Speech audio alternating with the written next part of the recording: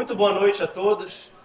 É uma alegria enorme compartilhar desse momento com vocês. Eu fico muito agradecido pelo convite que me foi feito pelo professor Davi, em cujo nome eu agradeço a todos os membros, dirigentes, coordenadores da FACE, alunos, professores, funcionários e os demais aqui presentes de todo tipo de ocupação, de profissão, porque, afinal de contas, a inteligência, a filosofia e a religião servem para nos unir. E eu sinto aqui um ambiente muito fraterno, muito amigável, me sinto muito em casa, até mesmo por esse estilo de talk, de conversa. Bem, quem começou com um talk intelectual foi Platão, então eu falo da parte da filosofia. Eu tenho formação em Direito, mestrado e doutorado em Filosofia. Então proponho a vocês esta noite uma reflexão filosófica sobre a religião, a ciência e a dimensão moral do progresso. Muitos de vocês receberam um plano de apresentação que tem 3 partes. Como o público superou muito a minha expectativa em termos de quantidade, no meu site dialético.com.br vocês podem acessar o plano dessa palestra também, caso queiram acompanhar. Mas não é necessário. Nós temos uma reflexão em 3 momentos. Primeiro, o que é a ciência moderna, como ela se impôs, como ela surgiu e como ela se voltou contra a religião.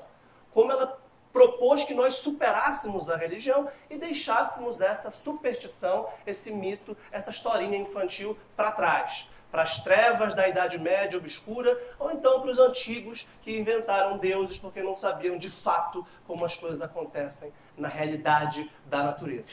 Depois nós vamos ver como essa é uma visão completamente equivocada, que nenhum historiador e nenhum filósofo da ciência séria advoga.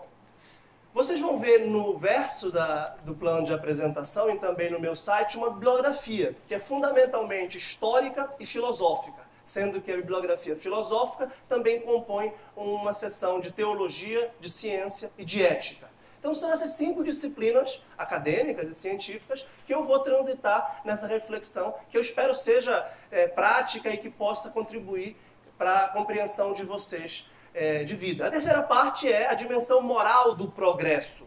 A ambiguidade que a ciência, que promete o progresso, que promete as luzes, causou no século XX, de forma tecnológica e científica, a maior mortandade e o maior morticínio de todos os tempos. Na Primeira e Segunda Guerra Mundial, que foram guerras tecnológicas por motivos de ideologia científica.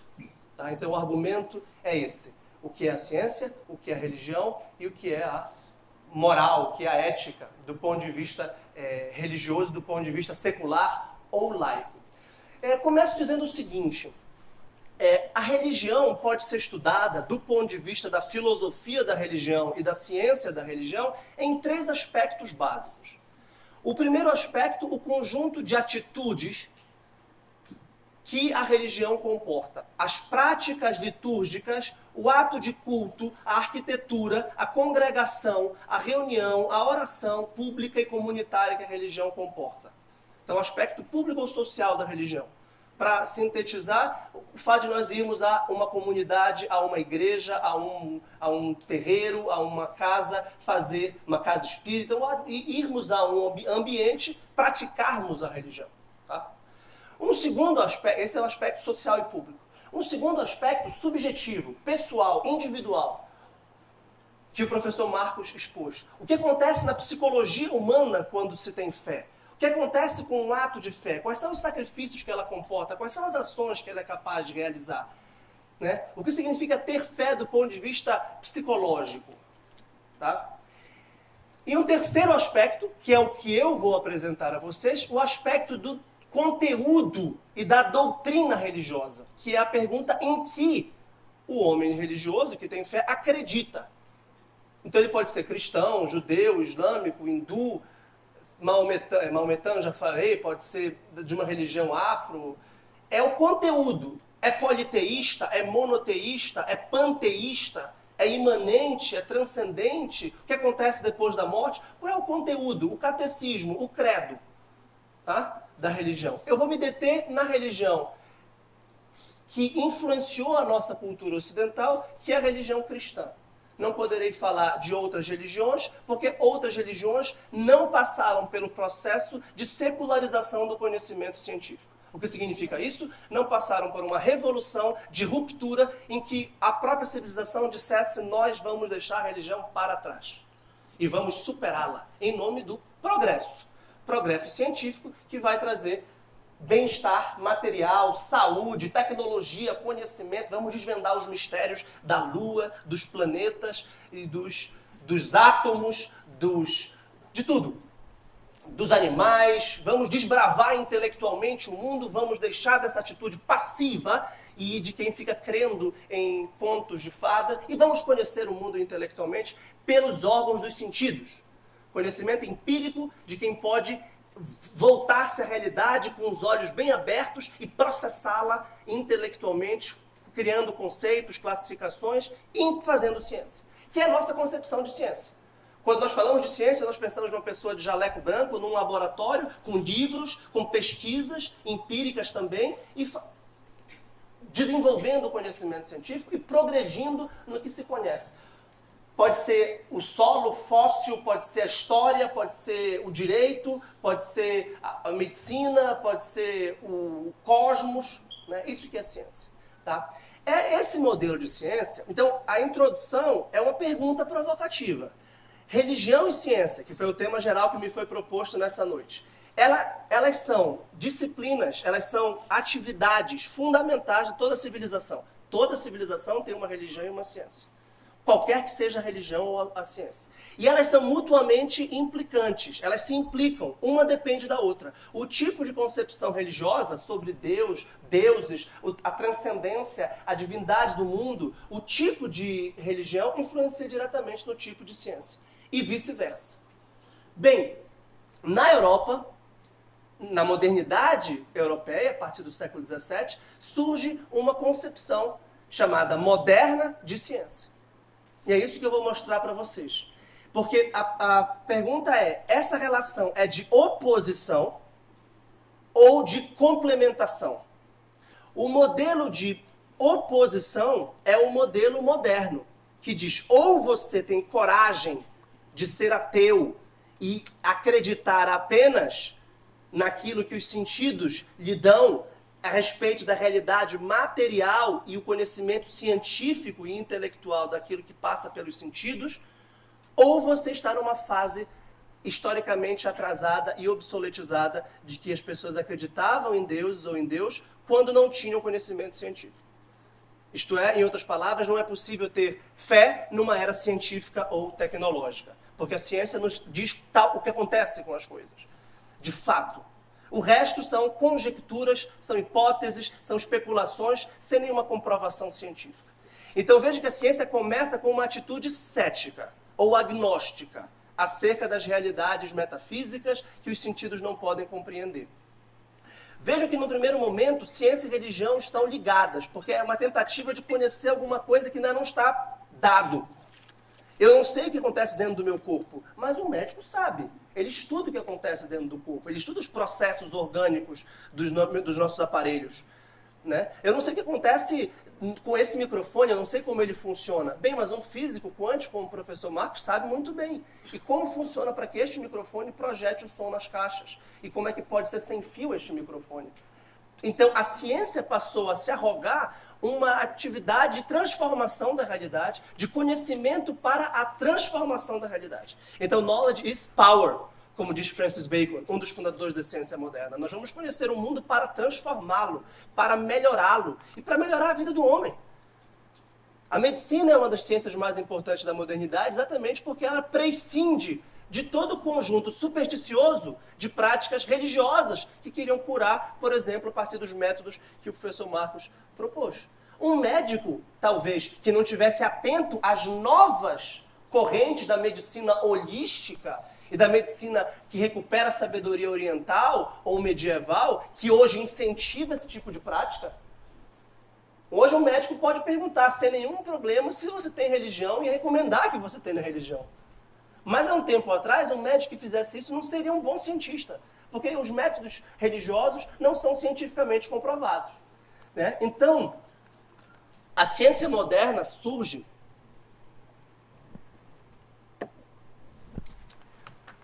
segundo essa interpretação histórica que eu estou propondo, como uma tentativa de um homem racionalizar tudo o que se passa na natureza.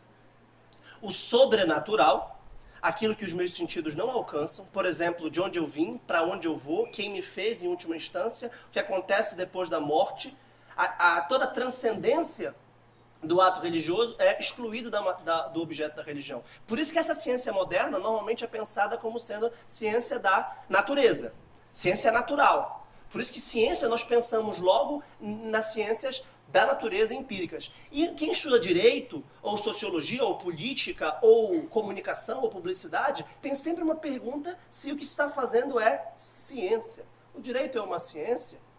A retórica publicitária é uma ciência? A sociologia, a ciência política é uma ciência? A economia é uma ciência? Então essa é uma questão central da epistemologia das ciências sociais em geral, porque, em tese, ela não teria o mesmo método e a mesma capacidade de conhecer o mundo natural da mesma forma. Então, esse movimento, ele se deu afirmando o deísmo. E aqui é importante uma distinção que eu vou propor a vocês entre teísmo, com T de tatu, e deísmo, com D de dado. Qual é a diferença? O teísmo é a doutrina religiosa da maior parte da humanidade, tal como os judeus, os cristãos e os muçulmanos, que acreditam num Deus pessoal com quem eu posso me relacionar, pela oração, por exemplo. Um Deus único, Criador do céu e da terra, com o qual eu posso me relacionar e que se revelou nessas tradições, e elas se misturam e elas também divergem, revelou-se, por exemplo, com os 10 mandamentos, que os 3 grandes monoteístas, as 3 grandes tradições monoteístas obedecem, que Deus revelou a Moisés no Monte Sinai. Né? Ora, o deísmo é a concepção científica moderna que diz Deus é um relojoeiro. Ele é o autor de um design inteligente, ele é um arquiteto cósmico que criou, por exemplo, o corpo humano, mas não é uma pessoa com quem você fala, com quem você se relaciona, a quem você roga ou suplica e pede um favor. Tá? Esse deísmo é uma doutrina científica moderna ligada ao mecanicismo, isto é, o mundo é uma grande máquina, é um grande carro, cujas peças eu posso articular e eu posso conhecer. Conhecendo essas peças do mundo, eu posso transformá-lo. E a pergunta é, por que você vai transformar o mundo? Para o bem-estar do homem, para o bem-estar material do mundo, do homem. Por exemplo, se eu digo que o seu corpo é uma máquina que tem as suas peças, cujas pecinhas são as células, eu posso intervir nesse corpo, eu posso lhe dar um remédio, por exemplo, que vai transformar o seu corpo para o melhor. Agora vejam que interessante, a palavra remédio em grego é fármakon. Você compra remédios numa drogaria. Remédio é uma droga, que precisa de uma medida. O fármaco, ele é ao mesmo tempo remédio e veneno. Qual é o símbolo da medicina? Uma cobra? Por que é uma cobra? Porque a cobra tem um veneno que pode lhe salvar ou pode lhe matar. Então, a ambiguidade da ciência representada aqui por essa cobra é que ela pode ser para o bem ou para o mal. A grande questão que eu vou levantar aqui é qual é a dimensão moral da ciência e qual é o fundamento da moral na nossa tradição. É possível uma moral meramente secular, isto é, laica, não religiosa? É bom que a nossa ética social seja não religiosa ou ela deve atentar às suas raízes históricas e culturais do cristianismo? Né? Essa é a pergunta que se pode fazer. Então, essa ciência moderna, além de deísta e de mecanicista, ela é marcada por um materialismo. O que significa isso? A afirmação metafísica de que a realidade se reduz à matéria. É isso que é cognoscível, é isso que nós podemos conhecer e é isso que nós podemos desbravar. Ora, essa concepção que surge a partir do século XVII, ela foi afirmada no século XIX como um grande movimento ideológico e político chamado positivismo. Positivismo, lato sensu, é a afirmação de que a ciência ela é positiva, a ciência moderna, natural, ela realmente conhece os fatos, as coisas tal como são.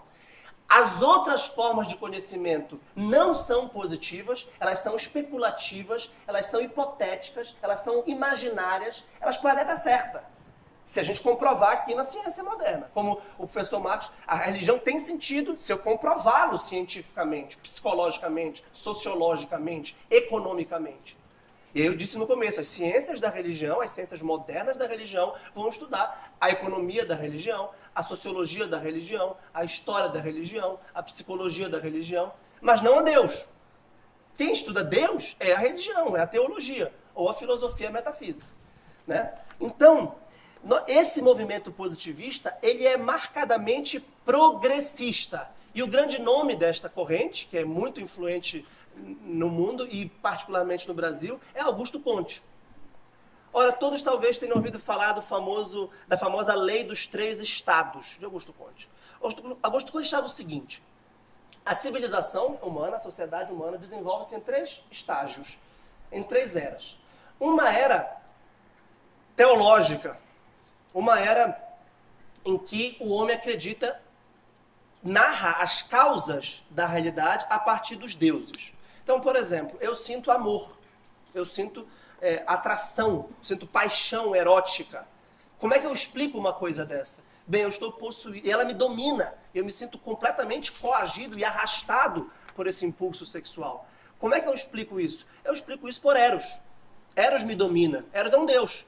E de quem ele é filho? Bem, ele é filho de Afrodite. O Eros tem uma dimensão afrodisíaca. O afrodisíaco no homem e na mulher é o aspecto de beleza atraente que arrasta uma pessoa que se sente atraído por outra. Isso é uma explicação mitológica de uma ação real, que é o fato de nós nos atrairmos sexualmente. Né? Bem, o Augusto Comte achava que depois se racionalizava as causas para um estágio metafísico, em que você não precisa mais chamar o amor de Eros.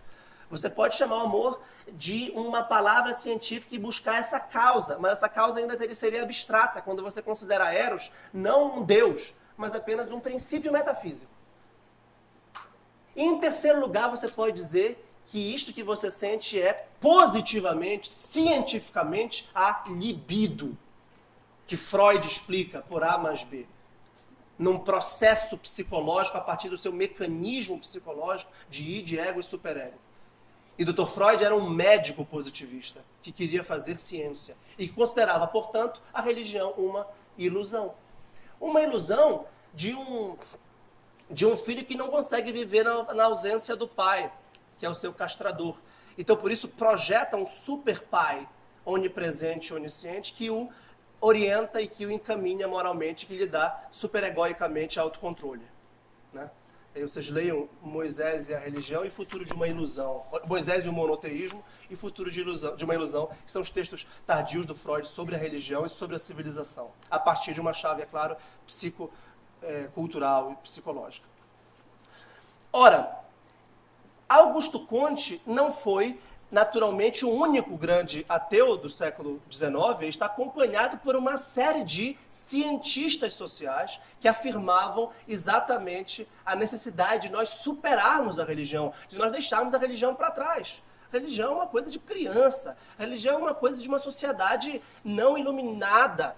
Então o iluminismo, que é a antessala do positivismo, afirmava exatamente a necessidade de nós assumirmos a maioridade, como Kant, de nós assumirmos uma postura crítica, autônoma e sem essa projeção de Deus que cuida da gente, que tem uma justiça divina.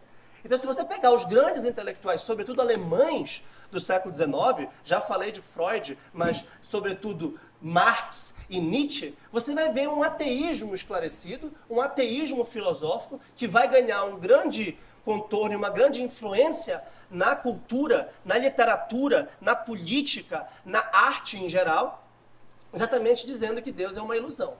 A frase famosíssima de Karl Marx de que a religião é o ópio do povo.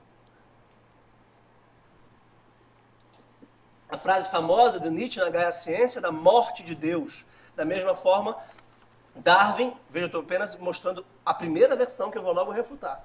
Darwin dizendo que Deus é absolutamente impossível que tenha havido uma criação das espécies de forma fixa.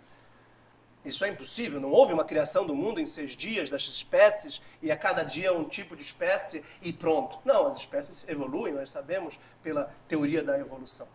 Então, esses grandes arautos do ateísmo dominaram sobremaneira a concepção do cosmos e do mundo na Europa moderna.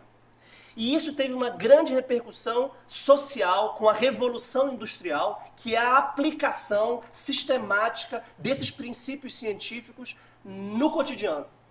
E aí a gente tem luz elétrica, a gente tem hoje em dia um mega arsenal tecnológico, boníssimo, excelente, que nos facilita muito a vida, que nos permite a comunicação, o transporte, a medicina, que permite tudo o que nós temos, um ar-condicionado, uma luz elétrica, um microfone sem fio. Nós não morremos mais de doenças bobas com as quais morríamos no começo do século, como a tuberculose ou a gripe, porque conhecemos as causas naturais da doença e atacamos pelos remédios e pela prevenção de vacinas, etc. Né?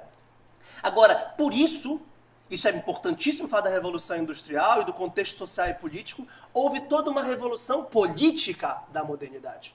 A modernidade não é só marcada por uma primeira grande revolução religiosa, da qual eu não poderia falar aqui, mas que deveria, por motivo de contexto, que é a revolução da Reforma Protestante, que mudou radicalmente a compreensão do ambiente religioso da Europa a partir do século XVI.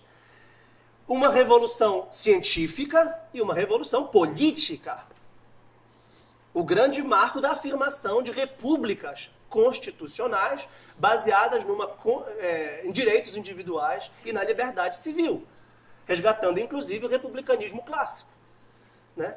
Cujo pressuposto era exatamente sobretudo na sua matriz francesa, a laicidade da república.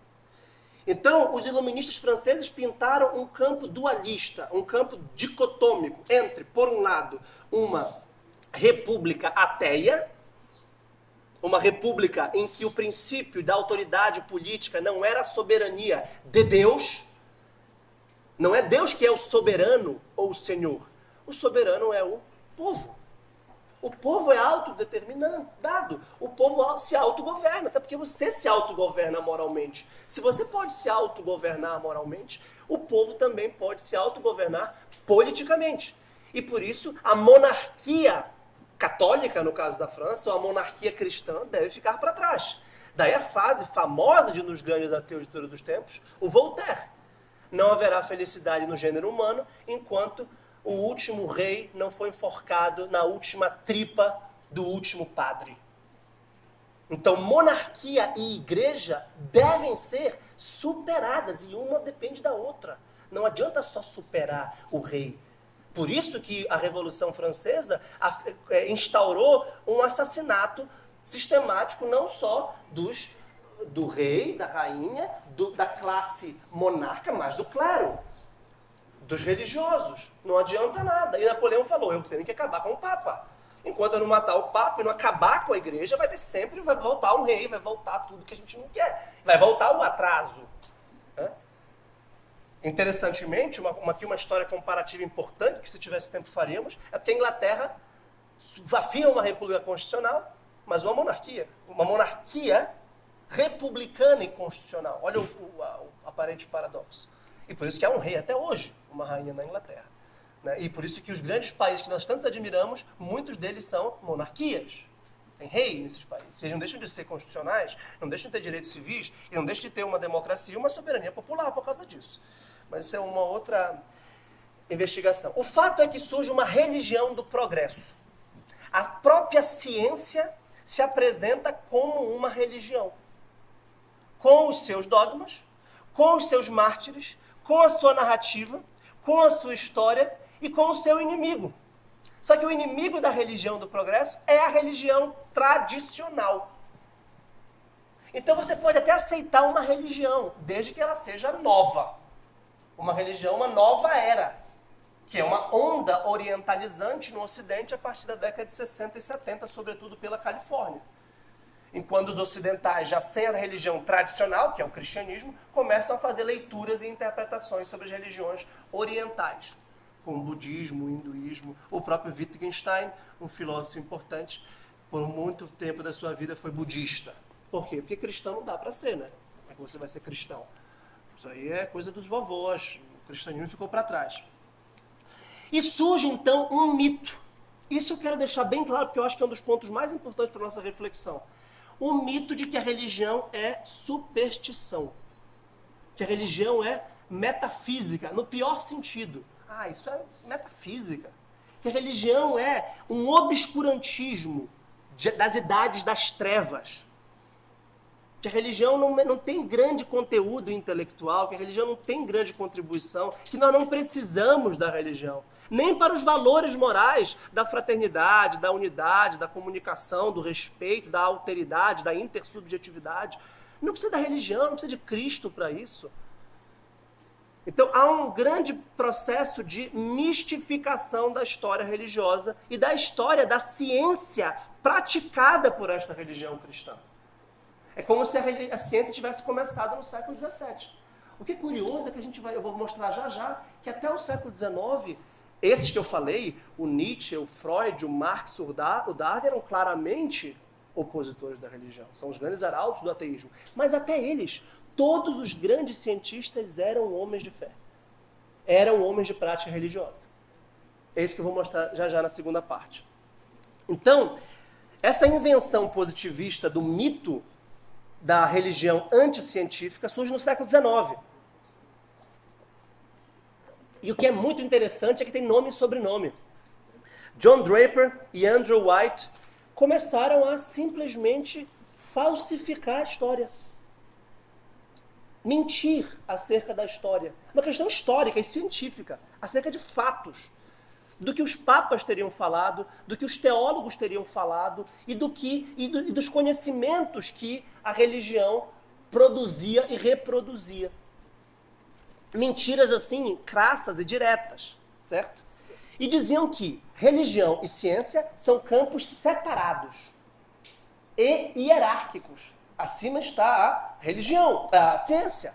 A ciência é de gente inteligente, madura, bem resolvida, realista, que acredita no que de fato acontece, que não mistifica, que não imagina, que não hipotetiza e não especula acerca dos deuses ou de Deus. Tá? E que até esse momento, o século XIX, a religião impediu a ciência de se desenvolver. Então, o pouco conhecimento científico que a sociedade tinha até o século XVII, XVIII e principalmente XIX sobre a química, sobre a física, sobre a matemática, sobre a biologia, a zoologia, era porque a religião não deixava os homens pensarem. A religião amarrava os homens e aí eles não conseguiam desenvolver o conhecimento científico. A igreja era uma espécie de instituição obscurantista, isto é, que impedia a produção e o conhecimento científico. Ora, esse mito, que não tem nenhum valor histórico, não tem nenhum, é uma ideologia, uma mentira, literalmente uma falácia histórica, ele foi completamente refutado na metade do século XX. Isto é, há 67 anos, aproximadamente. Mas esse mito continua presente na nossa concepção. Em filmes como O Nome da Rosa ou O Código da Vinci. E as pessoas ainda compram uma bobagem dessas.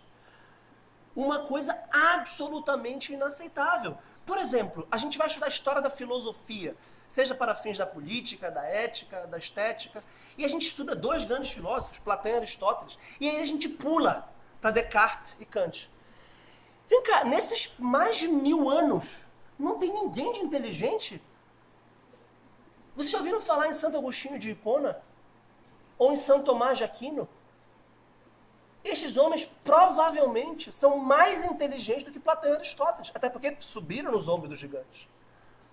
E se vocês compararem, façam isso se tiverem interesse pela filosofia. Leiam a obra de René Descartes, leiam a obra de David Hume, leiam por vocês mesmos. E depois leiam a obra de São Tomás de Aquino e tirem as próprias conclusões. E vocês vão ver que, no mínimo, eles estão no mesmo nível especulativo. Mas provavelmente Tomás de Aquino está muito além deles. Por que muito além deles? Porque a ciência moderna pratica algum reducionismo metodológico. Ela reduz a complexidade do mundo para as suas partes constitutivas e as isola. E aí vem um problema. Eu estudo só a física.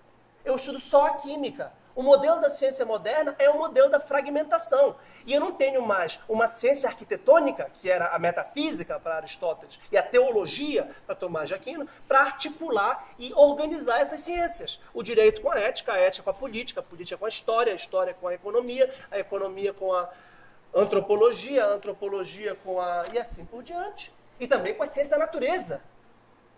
Eu tenho uma cisão radical na modernidade entre ciência da natureza e ciência da sociedade, da humanidade. Bem, essa fábula, essa mentira, começa a ser posta em xeque quando? Porque eu falei metade do século XX.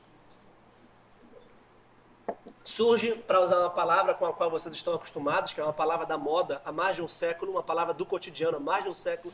Não tem um dia do jornal que essa palavra não apareça. A crise da política, a crise da moral, a crise da civilização, a crise da arte, a crise da educação ou do ensino, a crise da família, a crise de tudo. Nós estamos em crise, não é de hoje, não é de ontem, a crise não começou. A crise começa no final do século XIX, quando o homem tem todo esse aparato tecnológico, todo esse conhecimento científico e não sabe o que fazer com ele. E promove duas grandes guerras mundiais, que são guerras altamente científicas. E são guerras por motivos ideológicos cientificistas.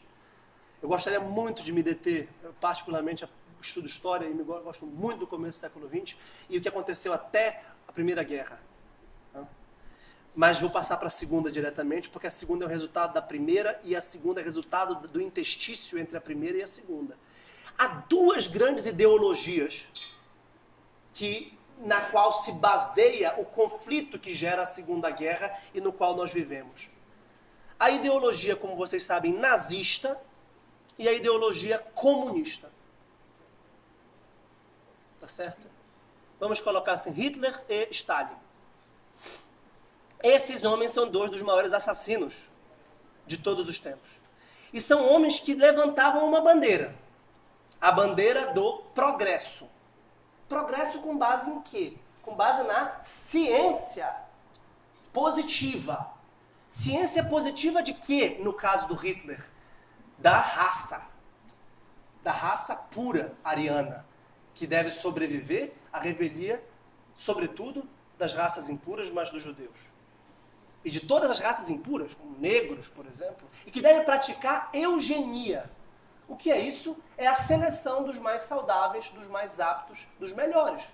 Tanto do ponto de vista físico, médico, biológico, então os corpos mais saudáveis, as vistas mais saudáveis, as audições mais saudáveis, os paladares, os olfatos mais saudáveis, com todo esse repertório científico que nós somos capazes de discernir intelectualmente, que o professor Marcos tão bem expôs. Tá? Nazismo, ideologia científica do progresso. Essa é a evolução humana. Você vai ser contra a evolução? Você vai ser contra o progresso? O progresso é esse. E os alemães acreditaram nisso. Por sua vez, Lenin, mas depois, sobretudo, Stalin, com a ideologia da ciência econômica e histórica. A ciência das condições materiais de produção e reprodução dos bens. Para que a sociedade não seja uma sociedade de exploração, para que a sociedade não seja uma sociedade desigual, para que a sociedade não produza uma margem de exploração e de alienação do trabalhador, para que não haja Estado, religião, arte e direito como ideologia ocultando uma exploração econômica e material na base da produção. Ora, essa ciência racial nazista e essa ciência econômica, histórica, materialista da União Soviética não tem um ponto em comum. Elas são francamente anticristãs. Francamente antirreligiosas. Quem defendeu o cristianismo, a civilização ocidental, porque é mais importante que eu vou tratar no final, a ética da liberdade moral, da qual depende a responsabilidade moral de cada pessoa, foi, sobretudo, os aliados, sobretudo a Inglaterra e os Estados Unidos. que tinham, Churchill sobretudo, tinha consciência de que essa base cristã era a base da democracia, era a base da igualdade, e que se nós não tivermos cristianismo, veja, não é no Estado, não é o Estado confessional, mas na sociedade, nos valores, nós não teremos democracia liberal. A democracia liberal, a Constituição, os direitos humanos, que nós chamamos de humanos hoje em dia, dependem da ideia de direitos naturais, dignidade da pessoa humana, e isso não está presente no nazismo, no comunismo e em outras tradições religiosas. Essa é uma invenção cultural e civilizacional do cristianismo. E sobre isso eu vou falar já já. Tá? Então, há várias reflexões filosóficas sobre essa crise da sociedade. Eu poderia falar do Edmund Husserl, que publica uma obra muito famosa, o pai da fenomenologia, publica uma obra muito famosa que é o seu testamento filosófico, chamada Crise das Ciências Europeias e a Fenomenologia Transcendental. Poderia falar de um dos seus alunos e tão influente filósofo do século XX, Martin Heidegger, que falava da ciência como niilismo, da técnica como niilismo, isto é, como negação de um sentido ontológico e transcendente ou imanente da realidade. Eu poderia falar de um dos alunos do Heidegger, Horkheimer, da ideia de uma ciência instrumental, que foi tão importante para o desenvolvimento de uma das principais escolas do século XX, a teoria crítica, a escola de Frankfurt. Mas do Eric Voegelin, poderia falar do Eric Voegelin, que lê toda a ciência moderna como um gnosticismo, isto é, uma tentativa não só de conhecer a realidade, mas de transformá-la. Tá? Do homem que como tendo um poder, a gnose. O que é a gnose? A gnose é o conhecimento superior, que é uma espécie de mágica. Só que antes a mágica era uma espécie de poder espiritual sobre a realidade. Não é mais um poder espiritual que nós temos sobre a realidade. Nós temos um poder tecnológico sobre a realidade. Nós podemos mudar a temperatura da realidade. Nós podemos colocar uma usina hidrelétrica no rio e dele extrair. Nós podemos colocar alimentação na conserva, nós podemos fazer literalmente a lua, nós podemos medir o sol. Tudo isso nós podemos. Para que nós queremos fazer isso? Para transformar o mundo para melhor, porque o mundo é mal feito. O mundo é ruim, porque foi criado por um Deus ruim. Essa é a ideia da gnose antiga, da heresia antiga do gnosticismo. O maniqueísmo de que o mundo material é ruim e o mundo espiritual é bom. E como o mundo material é ruim, o nosso corpo, por exemplo, deve ser transformado por completo pelo conhecimento espiritual da psicologia ou da medicina. Tá? Então eu poderia falar do Voegelin, mas eu vou falar de um autor que talvez seja o mais conhecido e cujo argumento é preciso aqui, Max Weber.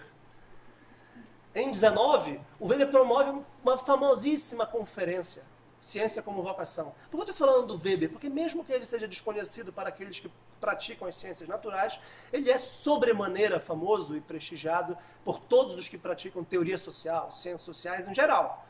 É um dos grandes metodólogos ou epistemólogos das ciências sociais. E o Weber dizia o seguinte: a religião desencantou o mundo. Entzauberung der Welt. O mundo foi desencantado pela ciência.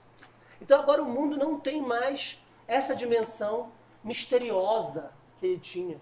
O mundo é isso aí, nu e cru, é isso que nós temos. São partículas, são átomos, são camadas de moléculas. É isso que é o mundo, é isso que é o som, é isso que é a oração. A oração é isso, é um mecanismo psicológico de vibração das matérias que repercute, que tem um efeito social, moral, psicológico.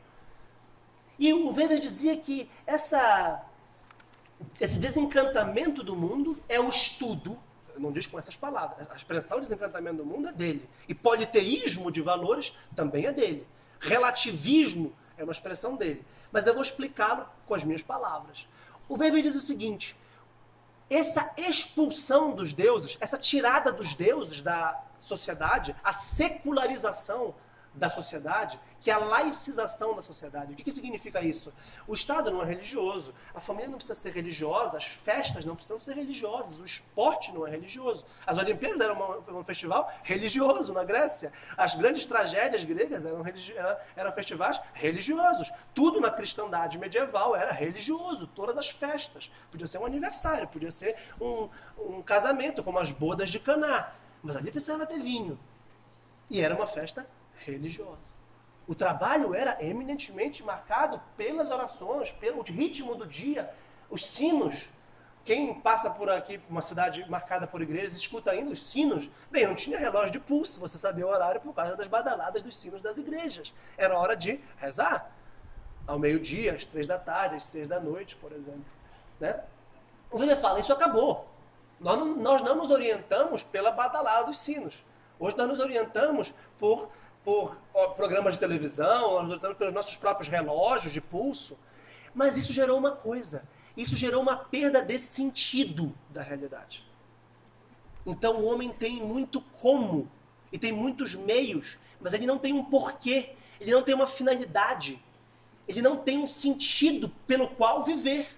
Daí a depressão, daí o esvaziamento do sentido, daí a perda da transcendência e a sociedade que o Weber anteviu há um século atrás, caótica, impessoal, massificada, em que as pessoas não se inserem, não têm relações humanas ricas. E o Weber é claro em relação a isso. As relações humanas são tanto mais ricas quanto mais religiosas elas forem. Eu posso ter uma amizade com o Ismael, profissional, social. Ele pode ser meu vizinho, eu posso ter um trato cordial com ele, cidadão, ele pode pertencer ao mesmo partido. Agora, vocês não concordam que essa nossa relação ela é inferior caso nós tivéssemos a mesma fé ou caso nós nos uníssemos por causa de um amor que nos transcende, que nós sentíssemos que esse amor que nos une é a caridade cristã? É óbvio. E o Weber sabia disso, que as religiões, as relações sociais não religiosas são descartáveis, são plásticas, são fungíveis. Ah, Ismael, tchau, paciência, eu não preciso de ti, nem tu de mim. Tu não és importante, tu não és uma pessoa única e irrepetível, com nome e sobrenome, a quem eu estimo. Eu não quero saber dos teus parentes, eu não quero saber o que tu faz, deixa de fazer. Eu não estou interessado em ti. Aliás, como a gente fala, tu não és meu parente. Agora, se tu quiseres me contratar e me pagar, e tudo bem. Essa relação comercial a gente pode ter. E o Weber percebe exatamente isso. Não só o Weber, mas o Zimmer e toda a sociologia alemã clássica do final do século XIX percebe o seguinte, que na época religiosa os homens tinham comunidades. O que significa isso? Os homens se sentiam pertencentes a algo comum, que não é do Ismael ou do Vitor, mas é nosso, é uma tradição a qual nós devemos fidelidade. E essa comunidade permitiu uma comunicação muito mais profunda e muito mais intensa entre os homens. Porque essa comunicação era uma comunicação intergeracional, social e histórica. Dos homens com os seus contemporâneos, mas dos homens com os seus antepassados. E de algum modo dos homens também com os seus pósteros. Isto é, aqueles que vêm depois de nós. E daí a importância que os sociólogos mostravam de duas instituições. Veja que o Estado não era a instituição mais importante. O Estado se torna a instituição mais importante na modernidade secular. As duas religiões mais importantes eram religião e família. Essa era a base da sociedade, religião e família. Onde as pessoas nasciam, cresciam, ensinavam, aprendiam os valores, aprendiam a viver, a se comportar. E essa família não era só a família nuclear. Essa família era toda a sociedade, era toda a pátria, era toda a sociedade daquela religião. Até o cristianismo diz, pela primeira vez, que toda a humanidade, e o cristianismo é a única religião que afirma isso, que toda a humanidade pertence a uma única família. Porque todos somos filhos de um único Deus. Alguma outra religião diz isso? Não. Não nesses termos. Nesse sentido, o cristianismo não é uma religião entre outras. E eu vou explicar que, por causa disso, não foi em outro lugar que surgiu a ciência moderna. Então, essa é a crise da ciência, essa é a crise da política, essa é a crise da moral. Segunda parte da reflexão. Qual é a verdadeira história e qual é o verdadeiro modelo de relação entre religião e ciência na tradição cristã? É um modelo de complementação e, por assim dizer, divisão de trabalho. De acordo com uma famosa doutrina de Santo Agostinho de Hipona, que era um famoso intelectual pagão convertido ao catolicismo no século IV para o V. E Santo Agostinho dizia o seguinte, é o maior intelectual, um dos maiores intelectuais de todos os tempos. Muitos dizem que a obra de Santo Agostinho só é menos influente do que a própria Bíblia. Que depois da Bíblia, a obra de Santo Agostinho é a obra mais influente da nossa tradição ocidental. Mas eu gostei de dizer o seguinte: Deus escreveu 2 livros. Há 2 livros, a famosa doutrina dos 2 livros. Um livro é a Bíblia, na qual ele se revelou. O outro livro é a natureza, que ele mesmo criou. Para entender e conhecer a Bíblia, eu preciso de uma faculdade, que é a fé. É disso que eu preciso para ler e entender a Bíblia. Agora, para ler e entender a natureza, eu não preciso da fé. Eu preciso da razão. Então, fé e razão, Bíblia e natureza, são as 2 faculdades que o homem deve desenvolver. Por quê? Porque a própria Bíblia me diz que Deus criou tudo e dispôs tudo com medida, quantidade e peso. E que o mundo é ordenado, organizado, inteligível, compreensível, porque o Deus que o criou é logos, é verbo, é razão. O mundo é racional, o mundo é inteligível e nós somos inteligentes.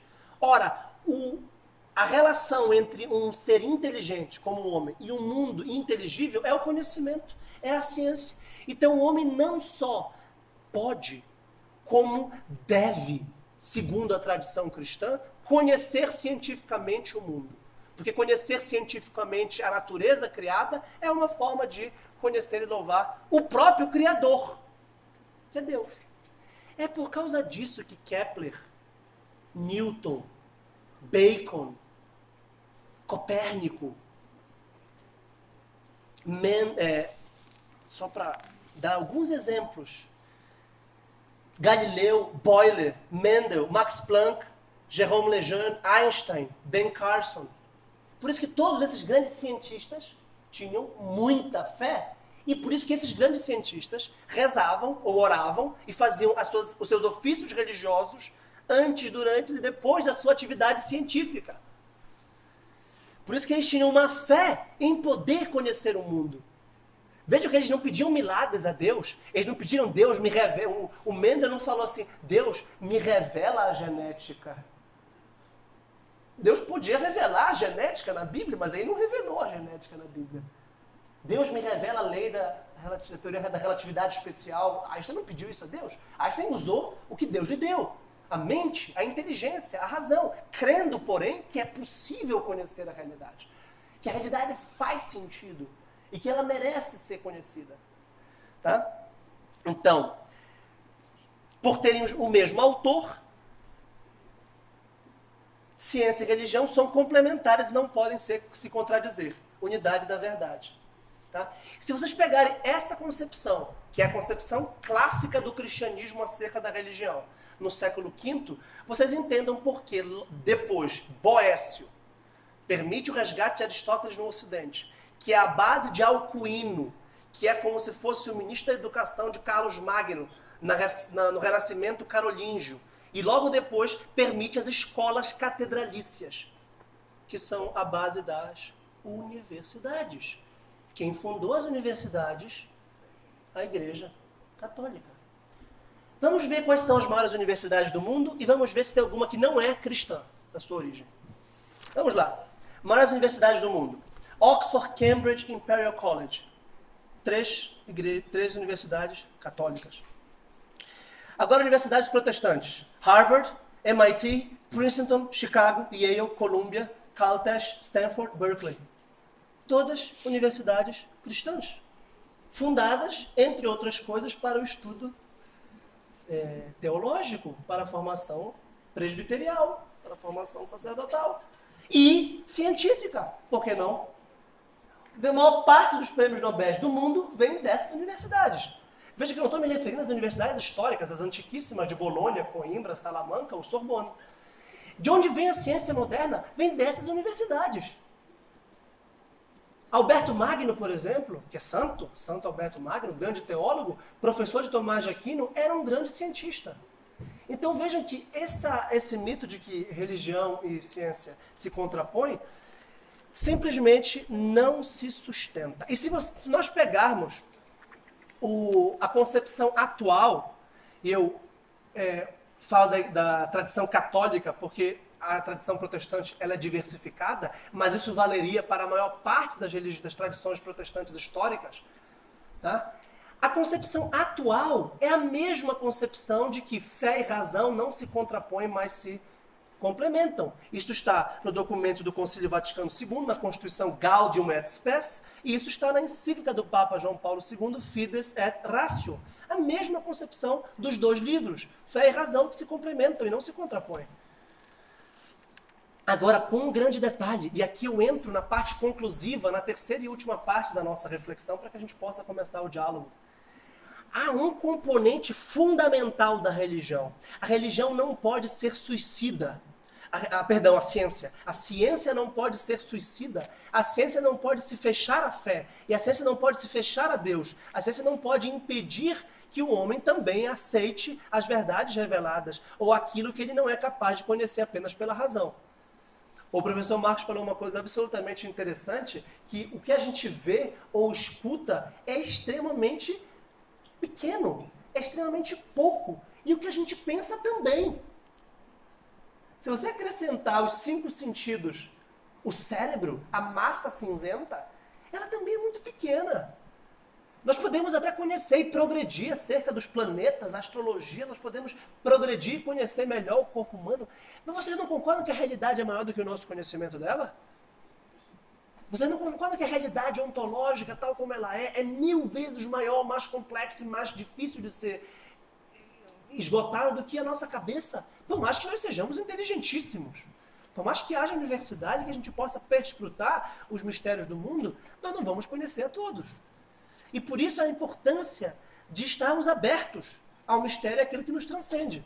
Daí a importância que o Papa João Paulo II frisa nessa encíclica Fides et Ratio, da necessidade de um equilíbrio entre fé e razão, evitando os polos excessivos de fideísmo, que é a afirmação exclusiva da fé, em detrimento da razão, e o outro excesso de racionalismo, que é a afirmação exclusiva da razão, negando a fé.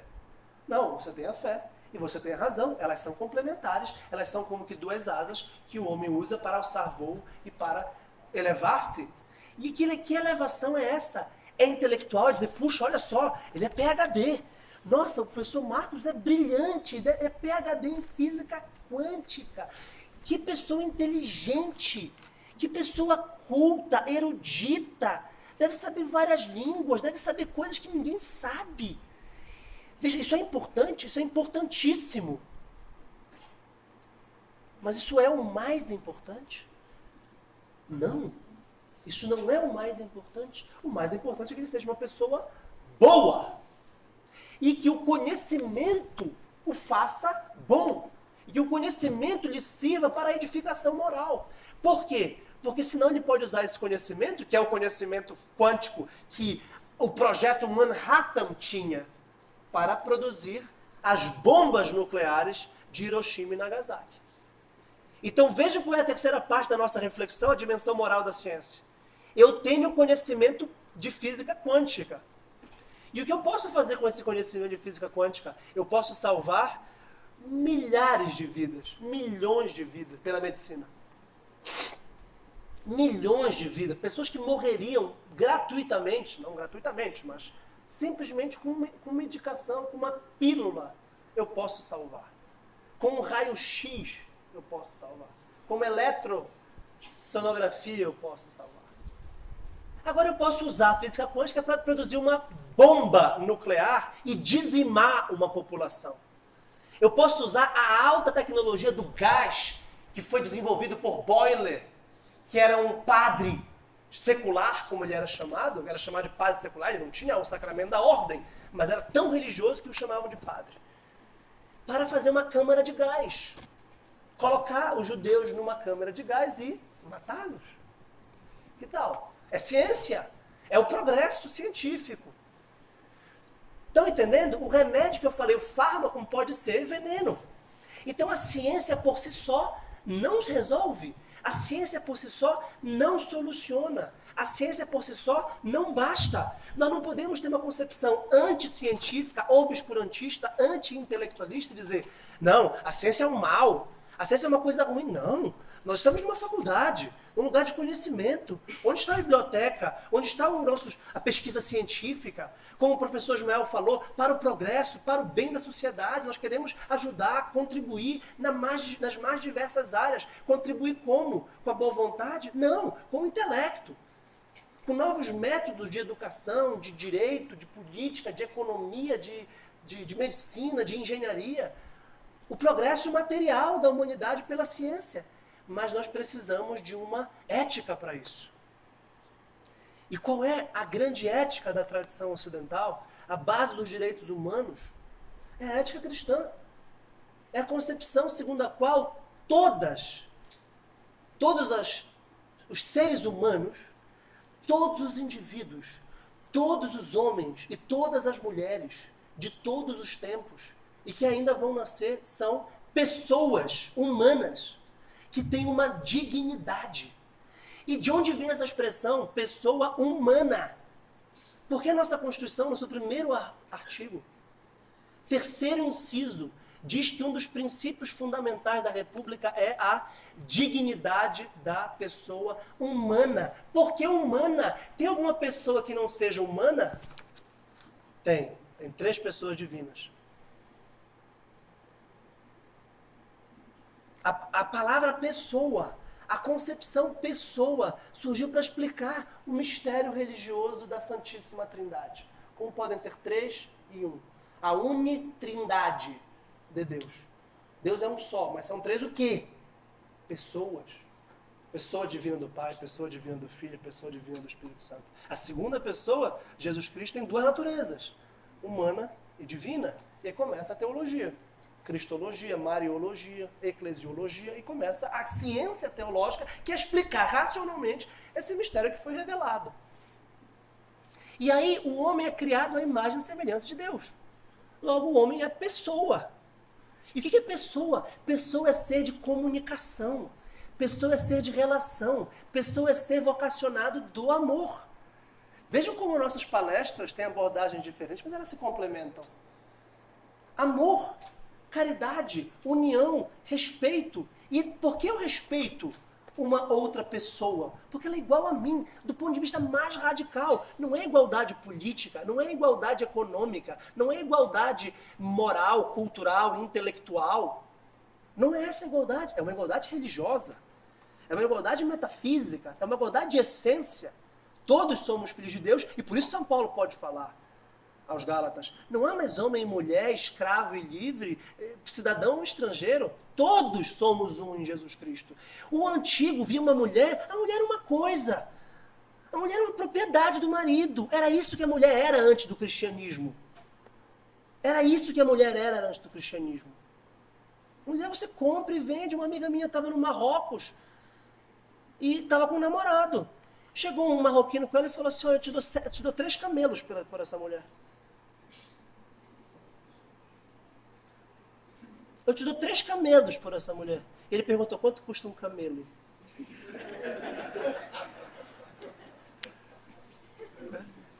O cristianismo acabou com isso. A mulher não é propriedade do marido. A mulher não é uma coisa, não é um aparelho reprodutor que o marido usa para lhe dar satisfação e para reproduzir a prole. Mas é isso que ela era.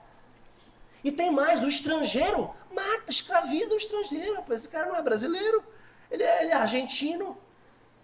Faz o seguinte, está precisando de mão de obra, pega os argentinos, faz uma guerra, pega os argentinos, eles trabalham aqui pra gente. Eles são argentinos, pô. O estrangeiro era uma coisa. Estão entendendo? O escravo era uma coisa. O cristianismo fala assim: não, ele é filho de Deus. Filho de Deus? É igual a você, igual a mim. É, vocês são iguais.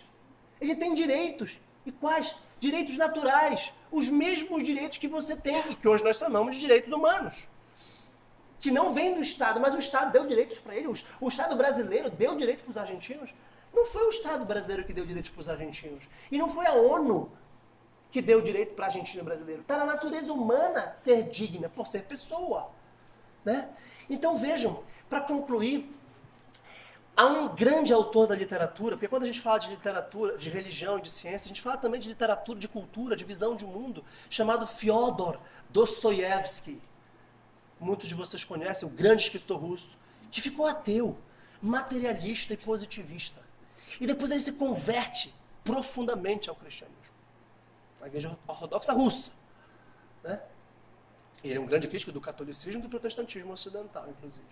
Mas nos Irmãos Karamazov, ele sempre tem um ateu nas suas obras. O grande ateu da literatura talvez seja o Ivan Karamazov. E Ivan Karamazov tem uma frase muito famosa, de que se Deus não existe, tudo é permitido. E se não tiver uma alma imortal, o homem não é livre, o homem não é racional. Porque ser pessoa é ter uma alma racional que conduz os impulsos do meu corpo, que me dá responsabilidade moral, porque a minha vontade não é determinada materialmente. Então, o determinismo é a consequência moral daquele mecanicismo, deísmo e materialismo que eu falei. E nós vemos tendências atuais de determinismo moral no economicismo, no behaviorismo, quando dizemos o homem não é agente moral livre, mas ele é produto de causas anteriores a ele. Então nós temos que transformar não moralmente o homem, mas a sociedade, as classes, as estruturas. E como a religião sempre apelou para a consciência individual da sua relação diante de Deus, que conhece você mais do que você mesmo, porque ele é onisciente, não é valorizada. O que importa é a economia, o que importa é a sociedade, o que importa são os direitos.